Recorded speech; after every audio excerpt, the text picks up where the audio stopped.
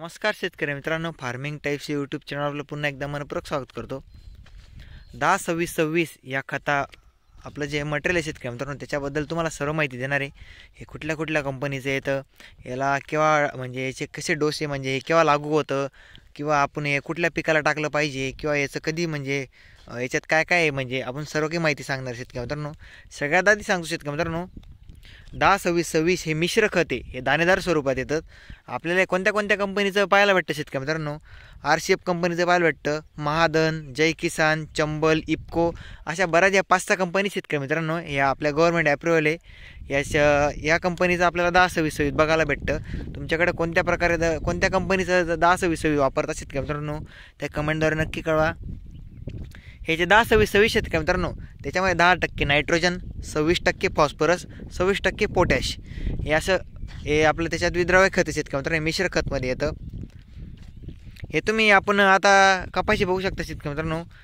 आता हे आपण कपाशीला 12-32-16 दिलेलं आहे। आता पुढच्या डोसमध्ये किंवा आपण कपाशीला किंवा आपलं जर भाजीपाला वर्गीय पीक असतं शेतकरी मित्रांनो, जे 2 महिन्याच्या आतील असतं, ते आपण 10-26 आपण जेव्हा लागवड करतो शेतकरी मित्रांनो, तेव्हा आपण देऊ शकतो।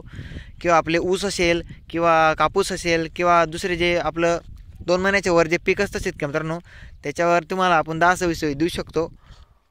हे किंवा नायट्रोजन जे 10% नायट्रोजन आहे शेतकरी मित्रांनो, त्याच्यामध्ये ते आपल्याला पिकाला 4 ते 8 दिवस हे अशा कालावधीमध्ये लागू होतं। म्हणजे जे आपल्या पिकाला सुरुवातीला जी नायट्रोजन हवं असतं, ते आपल्याला 10-26-26 बघायला भेटतं। 26% त्याच्यात फॉस्फरस आहे, ते आपल्याला 10 ते 32 दिवस हे त्याची क्षमता आहे, त्या दिवसामध्ये आपल्याला पिकाला लागू होतं आणि आपल्या पिकाला त्याची गरज पण असते। आणि जे 26% पोटॅश आहे त्याच्यामध्ये, ते 45 ते 65 दिवस याची जी म्हणजे त्याच्यात जे आपलं 10-26 टाकतो आपण, तेव्हा ते 45 ते 65 दिवस आपल्या जमिनीमध्ये असतं। आणि आपल्याला जर 10-26 जर तुमच्याकडे अवेलेबल नसेल, तर तुम्ही त्याच्याऐवजी भरपूर काही 12-32-16 किंवा टाकू शकता। म्हणून आपले 10-26 बद्दल तुम्हाला ही माहिती आहे। ही माहिती कशी वाटली शेतकरी मित्रांनो, कमेंटद्वारे नक्की कळवा। आणि जर अजून माहिती हवी असेल तर कमेंटमध्ये आपल्याला कळवा, मी तुम्हाला कमेंटमध्ये उत्तर देऊन देणार आहे।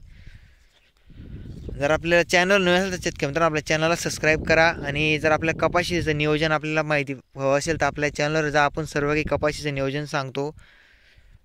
आपला व्हिडिओ कसा वाटला ते पण कळवा। धन्यवाद।